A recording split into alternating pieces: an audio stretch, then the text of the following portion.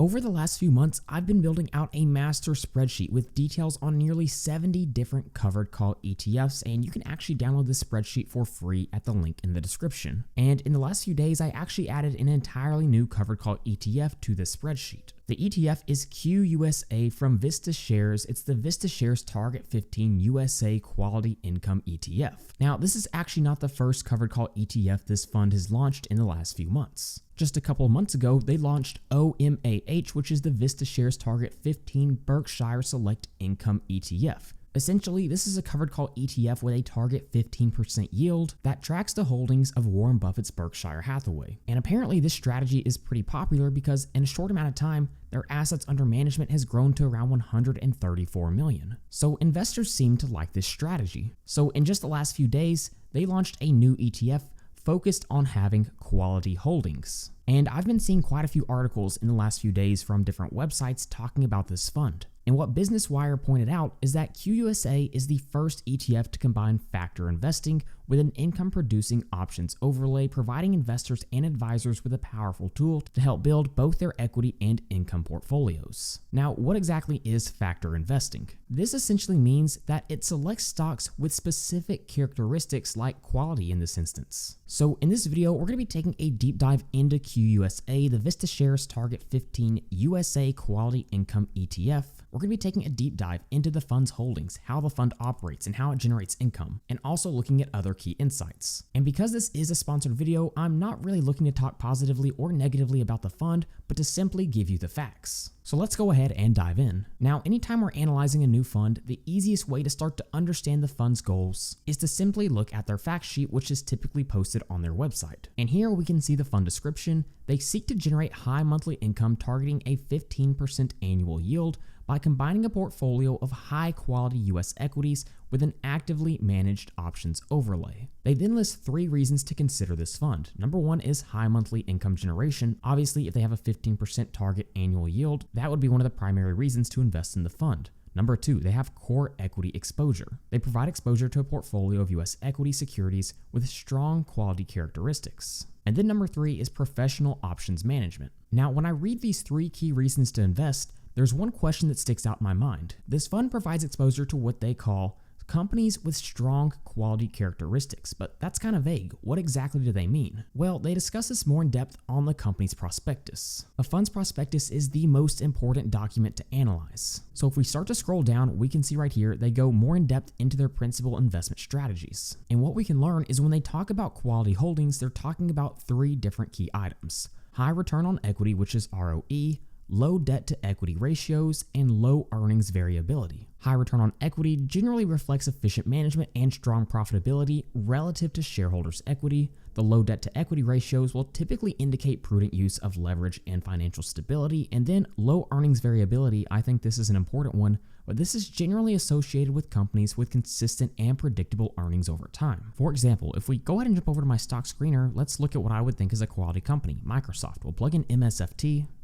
Thanks to ticker data, the data will load in, but if we come down here and look at earnings per share, we can see Microsoft does exactly what the fund is looking for. They predictably grow their earnings year after year. Investors love stability and they love predictability, specifically when it comes to the revenue streams and their earnings. So I actually think all 3 of these are pretty decent indicators of high quality stocks. So now we have to ask ourselves the question, what are the actual holdings in this fund? Well, if we take a look at the top 10 holdings, we can see for the most part, their holdings typically have around 5%, and then there'll be some variability based on how those holdings actually trade. So right now, their top holdings are going to be companies like Arthur J. Gallagher, Cintas, Procter & Gamble, Amphenol, CME Group, Visa, which obviously is stock I love as you probably know if you watch the channel, Automatic Data Processing, MasterCard, Microsoft, Zoetis. For the most part, I would say these are probably quality stocks. Now, one of the things I noticed when I was looking at their fact sheet, it states that the number of holdings is 50. I was a little bit confused at first because I didn't see 50 total holdings when I was analyzing this fund. So naturally, I just messaged the CEO of this fund over on Twitter/X. And what he said is we actually have 27 equities in the portfolio.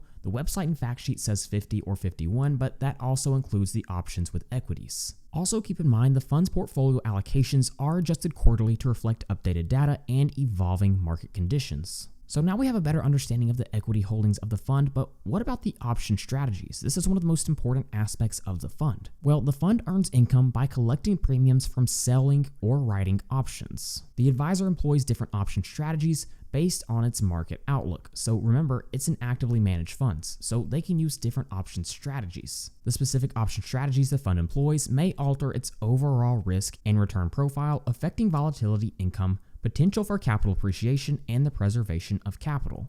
And from what I've learned about this fund from studying it, it looks like there's potentially 7 different strategies that they'll use. And I built out this spreadsheet to better visualize and understand these different strategies. They're going to sell calls, sell credit spreads, sell diagonal call spreads, cash secured put selling, selling calendar call spreads, selling callers, with supplemental strategies such as debit spreads. Now, don't worry if you don't have a deep understanding of all of these. Really, the things you need to know about this is what the goal of each of these is, what the best case scenario would be, and what the risk profile of this is. For example, the goal of selling calls would be to generate income if the stock remains below the strike price. So in a best case scenario, the stock would stay flat or go down.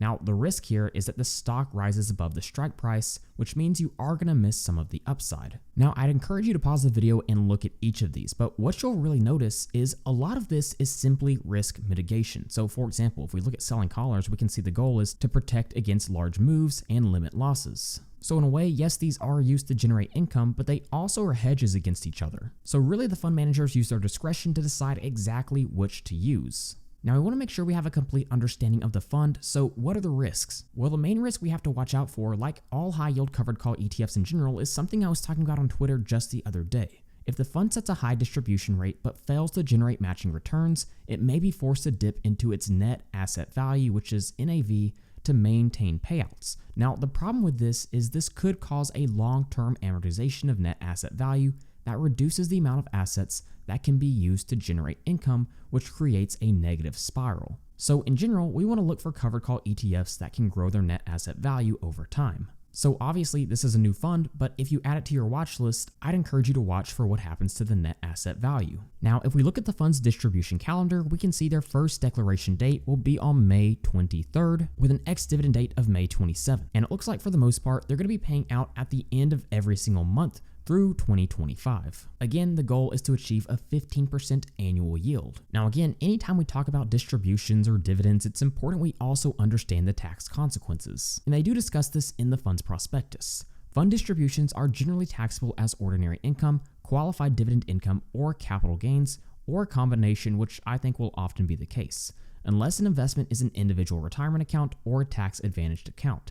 Distributions on investments made through tax-deferred arrangements may be taxed later upon withdrawal of assets from those accounts. So obviously, to really mitigate tax consequences, using a retirement account can have a lot of advantages, as you probably already know. Now, along with the things we have already discussed about this fund, one of the things I track very closely on this spreadsheet is going to be the option moneyness and the portfolio options coverage. And this is something a lot of investors don't understand, but I'll break it down pretty simply. To start off, the option moneyness, we can see they typically use out-of-the-money calls. What are the pros and cons of this strategy? Well, what we can see about out-of-the-money calls is they typically have lower premiums, but it allows them to take more part in market upside, so for the most part, it's going to be better in bullish markets. And this strategy is used by some other popular ETFs like JEPI and Devo. And then on top of this, we can see QUSA has 100% portfolio coverage. Basically, all this means is they're writing options on 100% of their portfolio. Essentially, what this allows them to do is really maximize the income they're generating through options. But at times, it means they can't take quite as much part in the market upside. Also, be sure to keep in mind right now that the expense ratio for this fund is sitting at 0.95%.